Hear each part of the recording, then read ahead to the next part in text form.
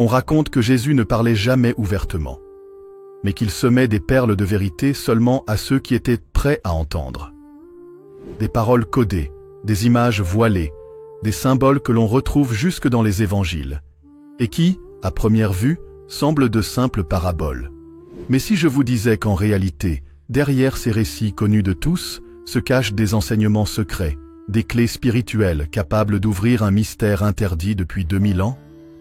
Ce mystère, les anciens l'appelaient l'œil intérieur, ce que nous appelons aujourd'hui le troisième œil. Et si Jésus lui-même avait transmis à ses disciples une méthode pour éveiller cette force endormie en nous? Non pas pour voir le monde matériel, mais pour contempler le royaume invisible, le royaume des cieux ici et maintenant.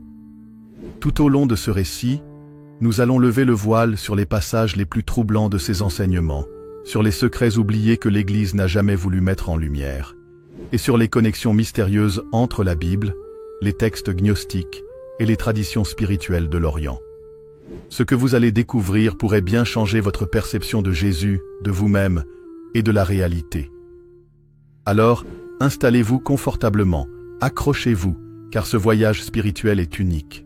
Et si vous êtes passionné par ce genre de révélation, je vous invite dès maintenant à vous abonner à cette chaîne, à liker cette vidéo et surtout à activer la cloche de notification. Car ce que nous allons explorer ensemble n'est que la porte d'entrée d'un savoir plus vaste et profondément transformateur. Préparez-vous, car les enseignements secrets de Jésus pour activer le troisième œil pourraient bien être la clé de l'éveil spirituel de l'âme. Tout commence par une simple phrase que des millions de croyants lisent, récitent, méditent, mais que très peu comprennent vraiment. Dans l'évangile de Matthieu, Jésus déclare « Si ton œil est simple, tout ton corps sera dans la lumière ».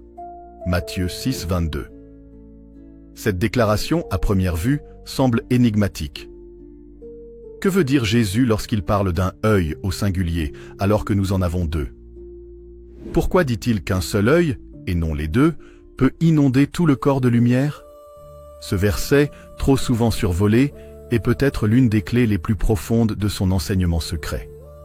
Il ne parle pas de la vision physique, mais de la vision intérieure.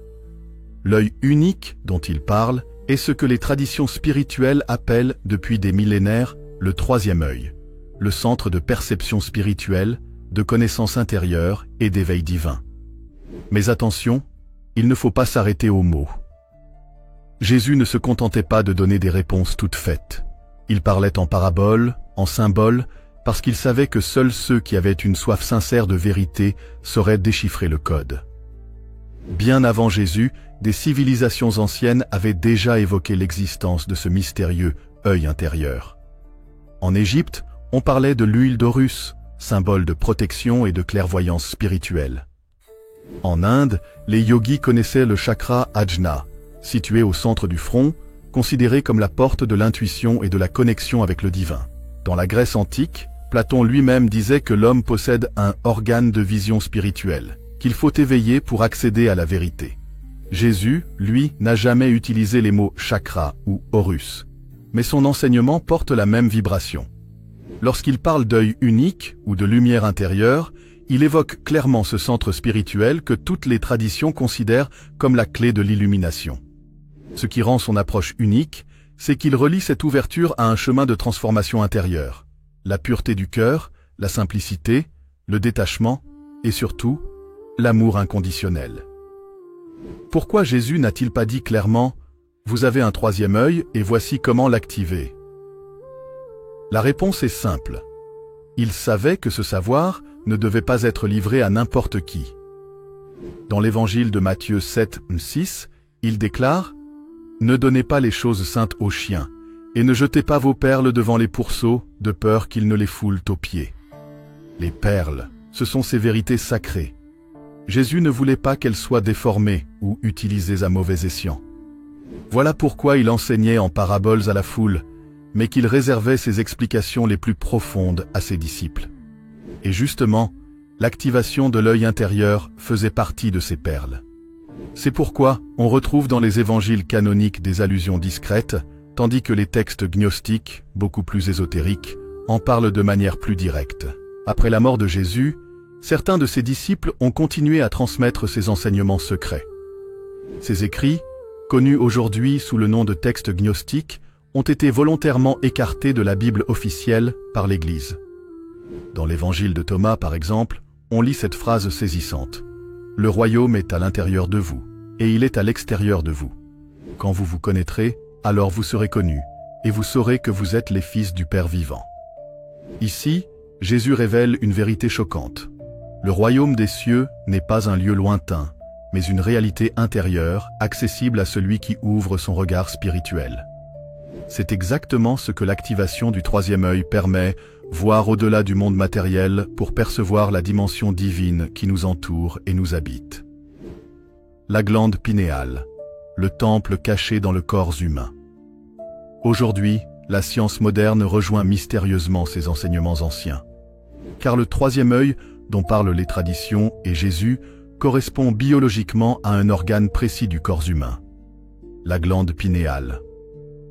Nichée au centre du cerveau, entre les deux hémisphères, cette petite glande en forme de pomme de pin est responsable de la régulation des cycles de sommeil et de la production de certaines hormones. Mais les anciens savaient qu'elle avait une fonction beaucoup plus profonde, celle d'être le pont entre le monde matériel et le monde spirituel. Et là encore, Jésus semblait le savoir, quand il disait « Le royaume est en vous ». Luc 17, 21. Il ne parlait pas de métaphore poétique. Il faisait référence à cette porte intérieure, la glande pinéale, le troisième œil, qui, une fois activé, permet de voir ce royaume caché. Vous êtes la lumière du monde. Un autre indice clé se trouve dans Matthieu 5, 14. Vous êtes la lumière du monde. Pourquoi Jésus utilise-t-il le mot lumière encore et encore? Parce que l'activation de l'œil intérieur est littéralement une illumination. Ceux qui ont vécu une ouverture de la glande pinéale décrivent des visions de lumière intense, des couleurs indescriptibles, une clarté absolue de l'esprit. En d'autres termes, Jésus invitait ses disciples à se reconnaître comme porteurs de lumière divine, non pas en dehors d'eux, mais au cœur de leur propre être. En étudiant de près ces enseignements, on remarque que Jésus laissait entrevoir un chemin initiatique en plusieurs étapes, la purification du cœur. Bienheureux les cœurs purs, car ils verront Dieu. Matthieu 5, 8. Avant toute activation spirituelle, il faut purifier ses intentions, se libérer de la haine, de la jalousie, des attachements. Sans cette purification, l'œil intérieur reste fermé. Le détachement du monde matériel. N'amassez pas de trésors sur la terre. Matthieu 6, 19. L'ouverture du troisième œil n'est possible qu'à celui qui ne s'accroche pas au monde des illusions, mais cherche la vérité éternelle. La recherche du silence intérieur. Quand tu pries, entre dans ta chambre, ferme ta porte et prie ton Père dans le secret. Matthieu 6, 6. Cette chambre n'est pas seulement un lieu physique, c'est l'espace intérieur où l'on ferme les sens pour se tourner vers la vision intérieure. La fusion avec la lumière. Moi et le Père, nous sommes un. Jean 10, 30. La finalité de l'éveil est de réaliser que nous ne sommes pas séparés du divin, mais que nous faisons partie intégrante de lui. La clé oubliée. L'œil comme porte du royaume. Tout au long des évangiles, Jésus répète une idée centrale. Celui qui a des oreilles, qu'il entende, celui qui a des yeux, qu'il voit. Mais il ne parle pas des oreilles et des yeux physiques. Il parle de l'organe spirituel, capable de percevoir ce que les autres ne voient pas. Cet organe, c'est l'œil intérieur. Et c'est pourquoi il insistait tant sur le fait de naître de nouveau. Non pas une nouvelle naissance physique, mais une naissance spirituelle qui s'accomplit lorsque l'œil s'ouvre et révèle la vérité cachée derrière les illusions. Voilà pourquoi ce savoir était si protégé. L'activation du troisième œil est puissante, mais elle peut aussi égarer ceux qui ne sont pas prêts. Sans pureté, sans amour, ce pouvoir peut plonger l'âme dans l'orgueil spirituel ou l'illusion. C'est pour cela que Jésus insistait toujours. Vous connaîtrez la vérité, et la vérité vous rendra libre. Jean 8, 32. La vérité ne doit pas asservir, elle doit libérer. Lorsque l'on lit les évangiles avec un regard attentif, il devient évident que Jésus ne se contentait pas de prêcher de belles paroles. Il transmettait à ses disciples une discipline intérieure, une véritable science de l'âme. Une science que l'Église, au fil des siècles, a peu à peu réduite à des rituels extérieurs, oubliant l'essence originelle, l'éveil de la conscience. Dans cette partie, nous allons lever le voile sur les pratiques cachées qui, selon les chercheurs spirituels, les textes gnostiques et les indices laissés dans les évangiles, servaient à activer le troisième œil et à éveiller l'âme. Beaucoup pensent que prier, c'est réciter des mots. Mais Jésus n'a cessé de répéter « La véritable prière est intérieure ». Dans Matthieu 6,6, il dit « Quand tu pries, entre dans ta chambre, ferme ta porte et prie ton Père dans le secret. » La chambre dont parle Jésus n'est pas seulement une pièce fermée, c'est un symbole. Elle représente le lieu secret du cœur, ce sanctuaire intérieur où l'homme se retire des bruits du monde pour entrer dans le silence sacré. En d'autres termes, Jésus enseignait la méditation intérieure. Une pratique silencieuse où l'esprit cesse de s'agiter, où les yeux physiques se ferment, et où l'œil intérieur commence à s'ouvrir. Peu de gens le savent, mais de nombreux chercheurs ont montré que les paroles de Jésus contiennent des allusions à la respiration consciente. Lorsque Jésus dit à ses disciples, après sa résurrection, « Recevez le Saint-Esprit » Jean 20, 22, il souffle sur eux. Pourquoi ce geste? Parce que le souffle est la clé de la vie. Dans l'hébreu biblique, le mot ruach signifie à la fois souffle et esprit. En grec, le mot pneuma a le même double sens. Jésus savait que la respiration contrôlée, consciente, est une porte vers l'activation de l'œil spirituel. En ralentissant, en approfondissant la respiration, l'énergie vitale circule différemment, créant un état de calme qui prépare l'ouverture de la glande pinéale. C'est pourquoi ses disciples pratiquaient probablement des respirations profondes, synchronisées avec la prière silencieuse, afin de créer une connexion directe avec l'esprit. Dans les évangiles, Jésus pratique souvent le jeûne. Avant de commencer sa mission, il jeûne 40 jours dans le désert. Beaucoup y voient seulement une épreuve spirituelle. Mais le jeûne a aussi un rôle mystérieux. Il purifie le corps, libère l'esprit et surtout, il modifie la chimie du cerveau. Lorsque le corps n'est plus occupé à digérer, l'énergie peut se concentrer ailleurs, dans la prière, dans la vision intérieure. C'est dans ces états de dépouillement que la glande pinéale s'active plus facilement. De plus, Jésus passait de longues heures dans le silence. Parfois, il se retirait seul dans la montagne pour prier. Ce silence n'était pas un isolement vide, mais un silence habité. Un silence où l'esprit s'aligne, où les bruits du monde s'éteignent, laissant place à une lumière intérieure. Un autre détail fascinant. Jésus utilisait souvent les mains pour transmettre l'esprit. Il imposait les mains, guérissait par le toucher, bénissait ses disciples. Pourquoi? Parce que les mains sont des conducteurs d'énergie. Lorsqu'on place les mains sur la tête ou le front, on stimule les centres énergétiques, notamment l'œil intérieur. Dans certains récits apocryphes, il est dit que Jésus posait parfois ses doigts sur le front de ses disciples en priant. Était-ce une manière de transmettre une énergie spirituelle directement vers la glande pinéale? De nombreux chercheurs en ésotérisme le pensent. Ceux qui ont vécu l'ouverture du troisième œil décrivent souvent une vision de lumière intense, et c'est exactement ce que l'on retrouve dans les évangiles. Rappelez-vous le récit de la transfiguration, Matthieu 17, 2. Son visage resplendit comme le soleil, et ses vêtements devinrent blancs comme la lumière. Ce passage est bien plus qu'un miracle extérieur. C'est la description symbolique de ce qui arrive lorsque l'œil intérieur s'ouvre complètement. Le corps tout entier devient lumière. Jésus montrait à ses disciples ce qui se passe lorsqu'on atteint le sommet de l'éveil spirituel. Jésus ne racontait pas des paraboles seulement pour enseigner aux foules. Ces récits symboliques étaient aussi des exercices de conscience. En les méditant profondément, les disciples entraient dans un état de réflexion qui dépassait la logique rationnelle. Les paraboles forcent l'esprit à aller au-delà du visible pour chercher une signification cachée. Par exemple, la parabole du trésor caché dans le champ, Matthieu 13, 44, est une allégorie directe. Le trésor, c'est la vision intérieure, enfouie dans le champ de notre être. Celui qui la découvre est prêt à tout vendre pour l'acquérir. Jésus ne disait pas seulement « Si ton œil est simple, ton corps sera dans la lumière ». Il invitait à une discipline intérieure de concentration. Le mot simple en grec « aplou » signifie aussi « uni », non divisé. Cela signifie que Jésus enseignait à unifier le regard, à ne pas se disperser entre 1000 désirs et pensées, mais à se tourner vers une seule direction, le divin. Cette pratique ressemble à la concentration méditative, enseignée en Orient. Fixer le regard intérieur vers un seul point, au centre du front, jusqu'à ce que l'œil s'ouvre et révèle la lumière. Bien que les évangiles n'en parlent pas directement, des traditions orales affirment que Jésus utilisait aussi le chant sacré et les vibrations sonores.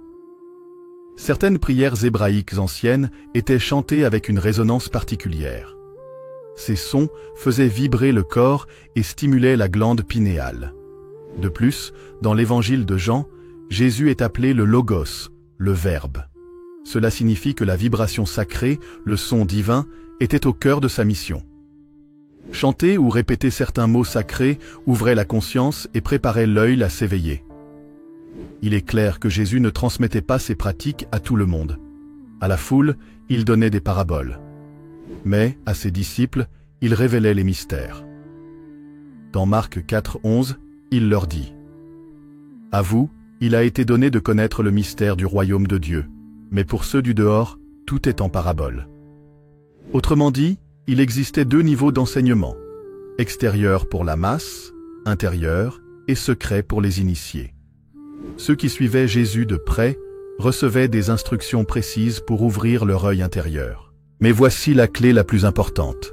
Jésus insistait toujours sur l'amour. Car sans amour, l'ouverture de l'œil intérieur est stérile, voire dangereuse. C'est pourquoi il répétait « Aimez-vous les uns les autres comme je vous ai aimé ». L'amour est la fréquence vibratoire la plus élevée. C'est elle qui harmonise l'esprit, purifie le cœur et permet à l'énergie spirituelle de circuler sans déformation. En d'autres termes, on ne peut pas éveiller le troisième œil véritablement sans éveiller l'amour en soi. Voilà pourquoi tant d'ésotéristes se perdent. Ils cherchent le pouvoir, mais oublient l'amour. Jésus, lui, enseignait que l'un ne va pas sans l'autre. Toutes ces pratiques, la prière intérieure, le souffle sacré, le silence, la concentration de l'œil simple, le chant, le jeûne, l'amour, étaient des clés. Et toutes convergent vers une seule chose, ouvrir la porte du royaume. Car Jésus ne parlait pas d'un royaume futur, mais d'un royaume présent, caché à nos yeux physiques, mais accessible dès maintenant par l'œil intérieur. Dans Luc 17:21, il le dit clairement. Le royaume de Dieu est au-dedans de vous. Ce royaume, c'est l'espace divin qui s'ouvre lorsque l'âme s'éveille. Et Jésus n'était pas venu pour créer une nouvelle religion, mais pour transmettre le chemin intérieur vers cette réalité vivante. L'histoire que l'on raconte officiellement sur Jésus est incomplète. Les évangiles canoniques, Matthieu, Marc, Luc et Jean, ne sont qu'une sélection faite par l'Église plusieurs siècles après sa mort. Mais il existait des dizaines d'autres récits, écrits par ses disciples ou leurs proches, qui circulaient dans les premières communautés chrétiennes. Des textes mystérieux, interdits, que l'on appelle aujourd'hui les évangiles apocryphes ou encore les textes gnostiques. Pendant des siècles, ils ont été dissimulés, détruits, qualifiés d'hérétiques. Pourtant, lorsqu'on les lit, on découvre des phrases troublantes, des révélations qui confirment que Jésus transmettait un enseignement secret, réservé à ceux qui avaient des oreilles pour entendre et des yeux pour voir. En 1945, dans le désert d'Égypte, près du village de Nag Hammadi, des paysans mirent au jour un trésor inestimable, une jarre scellée contenant plus de 52 manuscrits gnostiques datant des premiers siècles du christianisme. Ces textes dormaient là depuis 1600 ans, protégés du temps et de la censure. Parmi eux, on trouva l'Évangile de Thomas, l'Évangile de Philippe, l'Évangile de vérité, l'hypostase des archontes, et même des traités mystérieux sur la création et les secrets du cosmos. Pour les chercheurs, cette découverte a été un choc, car ces écrits révèlent un Jésus bien différent de celui présenté par l'Église, un maître de sagesse ésotérique transmettant un savoir intérieur destiné à éveiller l'âme. Parmi ces textes, l'évangile de Thomas est sans doute le plus fascinant. Contrairement aux évangiles officiels, ce n'est pas une narration, mais une collection de paroles de Jésus. Voici l'une des plus célèbres. « Si ceux qui vous guident vous disent « Regardez, le royaume est dans le ciel », alors les oiseaux du ciel vous devanceront. S'ils vous disent « Il est dans la mer », alors les poissons vous devanceront. Mais le royaume est à l'intérieur de vous, et il est à l'extérieur de vous. Quand vous vous connaîtrez, vous serez connus, et vous saurez que vous êtes les fils du Père vivant. Ici, Jésus insiste. Le royaume n'est pas un lieu extérieur, ni une promesse future. Il est déjà là, au cœur de nous-mêmes. Et pour le voir, il faut ouvrir un autre type de regard, le regard intérieur. C'est exactement la fonction du troisième œil. Ce texte confirme que Jésus n'enseignait pas une religion basée sur des dogmes, mais un chemin d'éveil intérieur. Le mot « gnostique » vient du grec « gnosis », qui signifie « connaissance ». Mais attention, il ne s'agit pas de connaissance intellectuelle, mais de connaissance vécue, une révélation intérieure. Les gnostiques croyaient que le monde matériel est une illusion, une prison construite par des forces qu'ils appelaient les archontes. La véritable mission de l'homme est de s'éveiller à la lumière divine qui dort en lui et de retrouver son origine céleste. Et comment y parvenir? Par l'ouverture de la conscience, par la vision intérieure, autrement dit, par l'activation de l'œil spirituel. Jésus, dans cette vision gnostique, est celui qui vient rappeler aux âmes endormies qu'elles portent déjà en elles l'étincelle divine. Un autre texte de Nag Hammadi, l'évangile de Philippe, contient des passages très mystérieux. Il dit notamment « La vérité ne vint pas nue dans le monde, mais elle vint en type et en image. Le monde ne la recevra pas d'une autre manière. » Autrement dit, Jésus ne révélait pas la vérité brute. Il la codait en images, en paraboles, en symboles. Pourquoi? Parce que l'œil intérieur doit s'exercer à décoder, à percevoir au-delà de l'apparence. Le même texte ajoute « Celui qui a reçu la lumière, celui-ci est vu et connu. » Cette phrase fait directement référence à l'expérience de l'éveil spirituel, où l'on devient littéralement un être de lumière. Tout au long de l'histoire, certains mystiques chrétiens ont vécu cette expérience de l'huile intérieure. Hildegarde de Bingen, au XIIe siècle, décrivait des visions de lumière cosmique qui lui révélaient les secrets de l'univers. Maître Eckhart, au XIVe siècle, parlait d'un œil par lequel je vois Dieu et par lequel Dieu me voit. Sainte Thérèse d'Avila décrivait l'extase mystique comme une fusion lumineuse où l'âme voit au-delà du monde matériel. Tous ces témoignages confirment que la tradition chrétienne a toujours porté en elle cette dimension de vision intérieure. Mais l'Église institutionnelle a souvent préféré taire ou minimiser ces expériences, pour garder un contrôle extérieur sur la foi. Les textes gnostiques insistent aussi sur un point. L'activation de l'œil intérieur n'est pas seulement un don, c'est aussi une arme spirituelle. Car les forces d'illusion, les archontes, les démons, les énergies négatives, cherchent à maintenir l'homme dans l'ignorance. Un être éveillé, qui voit au-delà du voile, ne peut plus être manipulé. Voilà pourquoi ce savoir était considéré comme dangereux pour les pouvoirs religieux et politiques. Car un peuple qui ouvre son œil intérieur devient libre, autonome, capable de se relier directement au divin, sans passer par une hiérarchie ou un clergé. Plusieurs indices montrent que Jésus pratiquait des initiations secrètes avec ses disciples les plus proches. Dans les Actes des Apôtres, il est dit qu'après sa résurrection, Jésus passa 40 jours à leur enseigner les mystères du royaume. Mais aucun détail précis n'est donné. Que leur a-t-il transmis? Les textes gnostiques suggèrent qu'il leur a révélé des techniques de méditation, des prières secrètes, des visions intérieures. Certains parlent même d'initiation lumineuse où Jésus transmettait directement une énergie qui éveillait l'œil spirituel. Un détail intrigant. Dans plusieurs textes apocryphes, c'est Marie-Madeleine qui apparaît comme la disciple la plus avancée spirituellement. Dans l'évangile de Marie, elle reçoit des visions et des révélations que les autres disciples ne comprennent pas. Pourquoi elle? Parce que, selon certains chercheurs, Jésus lui aurait transmis directement l'enseignement intérieur. Elle était une initiée, au même titre que les grands disciples orientaux, capable de voir avec l'œil de l'âme. Même la crucifixion peut être relue sous cet angle. Pour les gnostiques, la croix n'était pas seulement une exécution, mais un symbole. La croix représente l'homme, l'axe vertical et horizontal.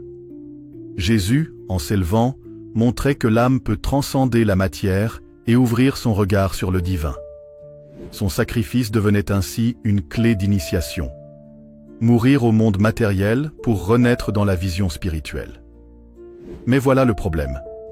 Un tel enseignement était jugé dangereux. Les pères de l'Église, soucieux de bâtir une religion structurée, ont écarté ces textes et imposé une lecture plus simple. Croire, obéir, attendre le salut futur. Ils savaient que si tout le monde commençait à éveiller son œil intérieur, l'autorité religieuse s'effondrerait. C'est pourquoi ces évangiles furent brûlés, interdits, oubliés, jusqu'à ce que le désert égyptien nous les rende en 1945. Lorsque Jésus disait « Détruisez ce temple, et en 3 jours je le relèverai », la foule pensait qu'il parlait du temple de Jérusalem. Mais ses disciples, après coup, comprirent qu'il parlait de son corps. Derrière cette phrase se cache l'un des secrets les plus puissants de toute la tradition spirituelle. Le véritable temple de Dieu n'est pas bâti de pierre, il est en nous. Et si nous regardons attentivement cette déclaration, nous voyons qu'elle ne parle pas seulement de résurrection après la mort, mais d'un processus intérieur, une transformation énergétique. Dans la mystique hébraïque, mais aussi dans le yoga védique, le corps humain est décrit comme un temple vivant, traversé par des courants d'énergie invisibles, ce que l'Inde appelle les nadis et les chakras. Jésus, dans son langage métaphorique, nous a laissé les mêmes clés. Il ne les a pas formulées comme les maîtres indiens, mais sous une forme codée, adaptée à la culture de son époque. Le fameux troisième œil, ce centre spirituel entre les sourcils, correspond à ce que Jésus appelait la lampe du corps. Et tout son enseignement tournait autour de la réactivation de cette lampe, afin que l'homme retrouve la connexion directe avec Dieu. L'un des plus grands mystères est celui de la cène. Pourquoi Jésus insistait-il sur le pain et le vin en disant « Ceci est mon corps » et « Ceci est mon sang ». Les religions institutionnelles y ont vu un simple rituel de mémoire. Mais pour les initiés, c'était une clé spirituelle. Le pain représente la substance matérielle, la base, le corps. Le vin, avec sa couleur rouge, représente l'énergie vitale, le souffle, le sang. En les unissant, Jésus révélait que la véritable communion avec Dieu ne se fait pas par des rites extérieurs, mais par une alchimie intérieure. L'union du corps et de l'esprit dans la lumière. Certains textes gnostiques parlent même de la lumière liquide, une énergie subtile, semblable à un nectar intérieur qui descend de la couronne, chakra supérieur, et s'écoule dans le troisième œil pour éveiller l'âme. Autrement dit, Jésus enseignait une forme de science mystique de l'énergie, mais dans le langage symbolique de son époque. Un détail troublant revient souvent dans les évangiles. Jésus souffle sur ses disciples et leur dit « Recevez le Saint-Esprit ». Pourquoi un souffle? Parce que le souffle est l'esprit. En hébreu, le mot « ruah » signifie à la fois souffle, vent et esprit. Dans les traditions orientales, la respiration est l'outil central pour éveiller l'énergie spirituelle, ce que l'on appelle le prana ou le chi. Et si Jésus avait transmis lui aussi cette science du souffle à ses disciples, mais de manière voilée? Les pères du désert, ces moines mystiques des premiers siècles, pratiquaient une forme de méditation respiratoire appelée la prière du cœur. Inspirez en disant intérieurement « Seigneur Jésus-Christ ». Expirez en disant « Aie pitié de moi ». Ce rythme du souffle calmait l'esprit, centrait l'attention sur le cœur et ouvrait la conscience à la lumière intérieure. Autrement dit, le souffle sacré est la clé qui alimente la lampe du corps.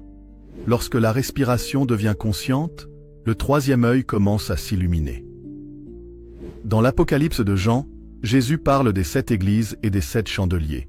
Ces symboles, interprétés de manière exotérique comme de simples communautés, ont en réalité une dimension intérieure. Les 7 églises correspondent aux 7 centres énergétiques du corps.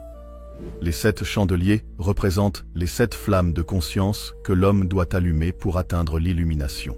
Ainsi, l'église d'Éphèse correspond au chakra racine, la base, la survie. Smyrne au chakra sacré, les émotions, la créativité. Pergame au plexus solaire, la volonté. Thyatire au cœur, l'amour, la compassion.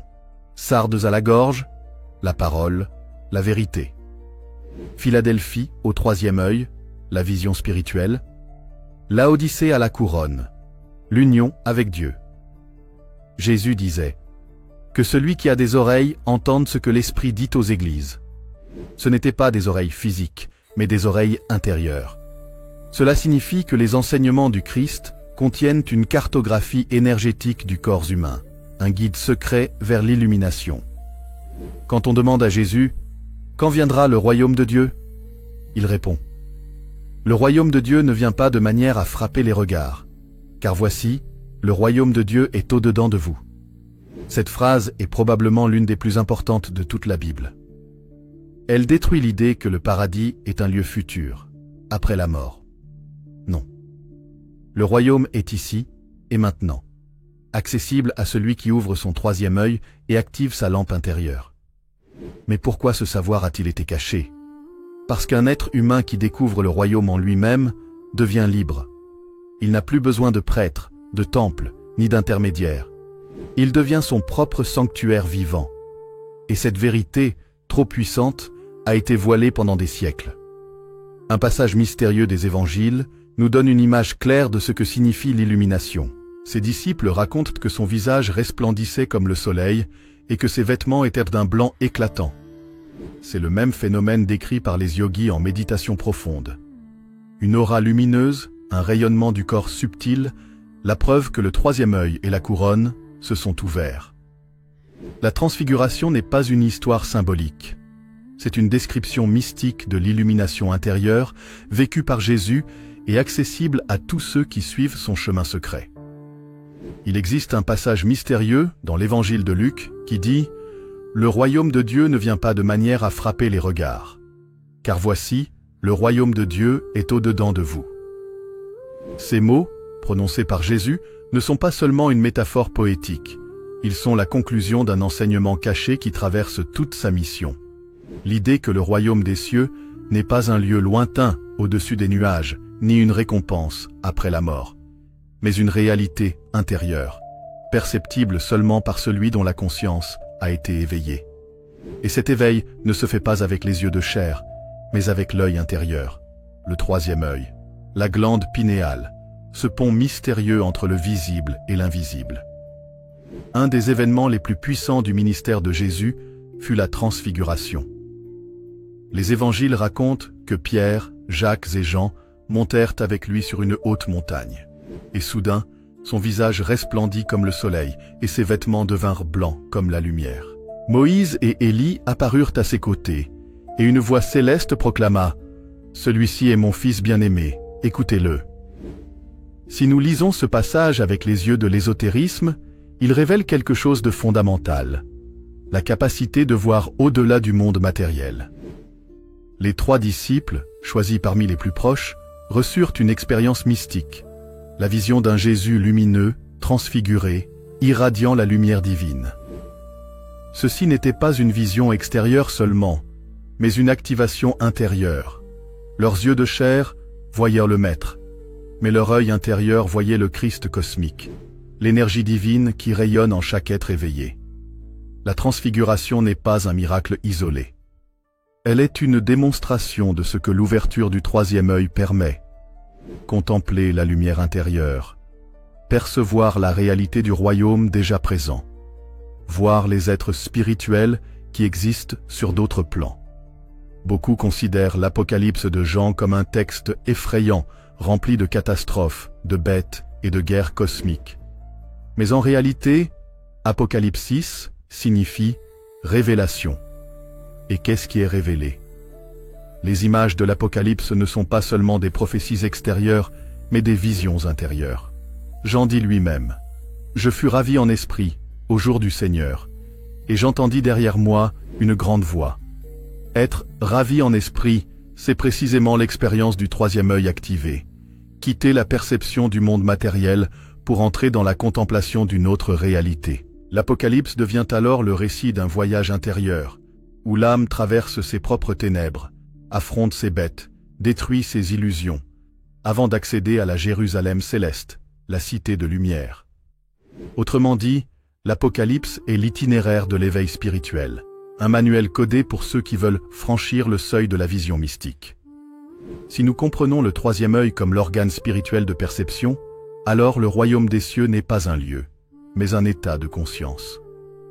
Quand Jésus dit « Celui qui a des oreilles pour entendre, qu'il entende », il ne parle pas d'oreilles physiques, mais d'écoute intérieure. Quand il dit « Bienheureux les cœurs purs, car ils verront Dieu », il ne parle pas d'une vision avec les yeux de chair, mais de la vision de l'âme. Le royaume est en nous, mais voilé par nos illusions, nos désirs, nos peurs. Tant que notre esprit est encombré, notre œil intérieur reste fermé.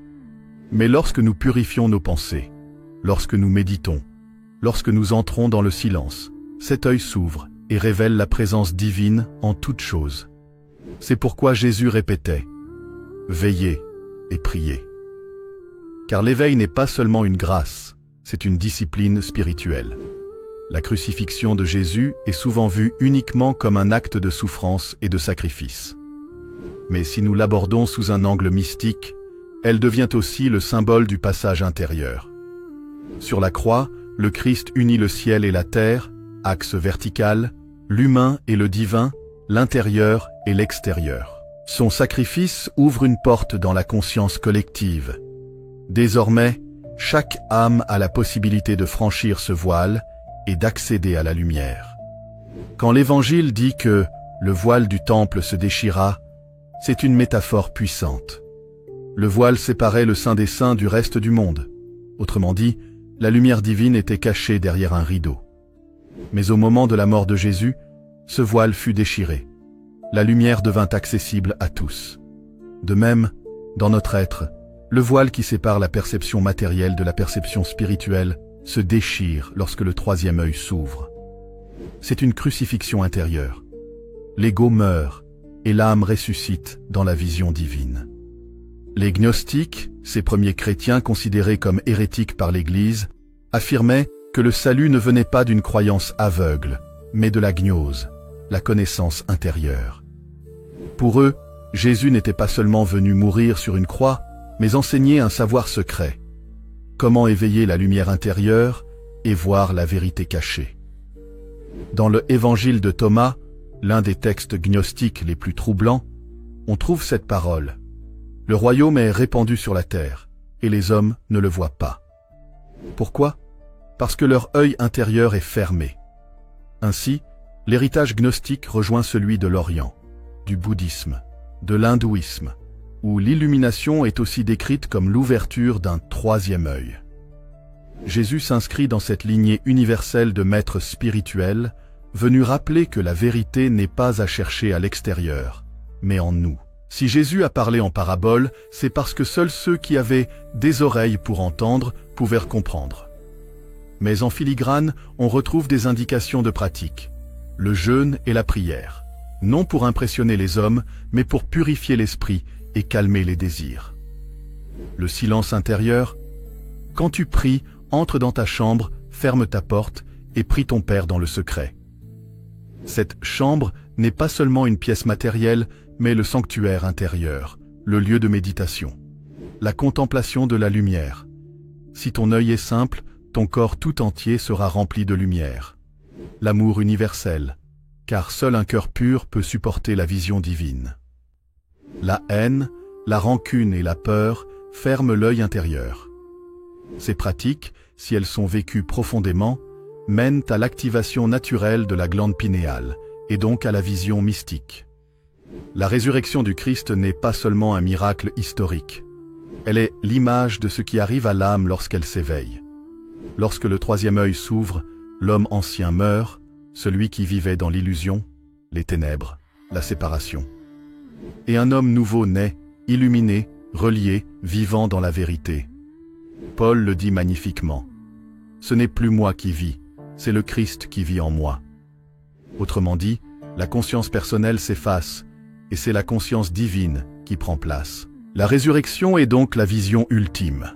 Voir que nous ne sommes pas seulement un corps et une personnalité, mais une âme éternelle unie à la source.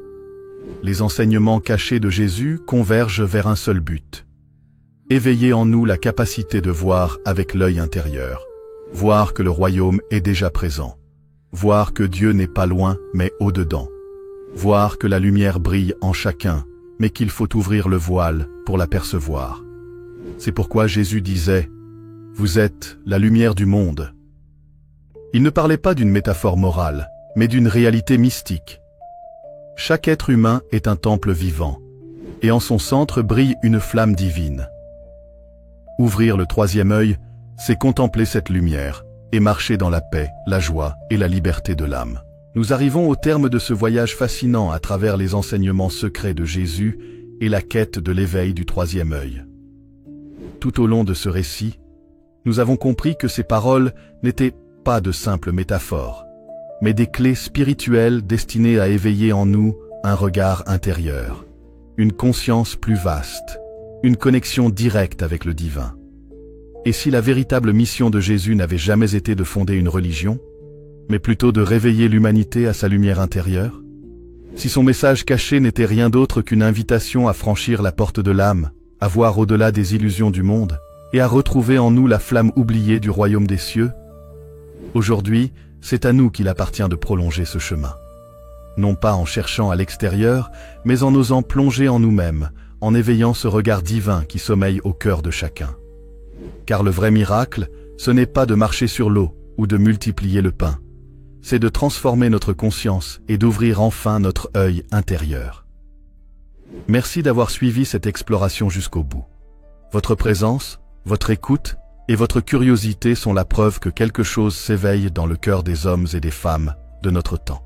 Si ce récit vous a touché, si vous avez ressenti cette vibration particulière, alors je vous invite du fond du cœur à liker la vidéo, à vous abonner à la chaîne et à activer la cloche de notification pour ne rien manquer des prochaines révélations. Ensemble, nous continuerons à lever le voile sur ces mystères anciens, à marcher pas à pas vers plus de lumière, plus de vérité, plus d'éveil. Et souvenez-vous, le royaume de Dieu n'est pas loin, il n'est pas caché, il est en vous. Merci encore, prenez soin de votre lumière, et à très bientôt pour un nouveau voyage spirituel.